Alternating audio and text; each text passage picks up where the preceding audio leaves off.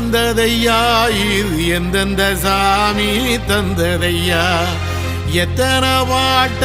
சொன்னதையா அத சுத்துற பூமி கண்டதையா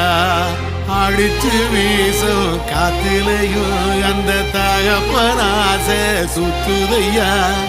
வெடிச்சு பூக்கும் வேலையிலும் ஒரு வம்சத்து கதையே உள்ளதையா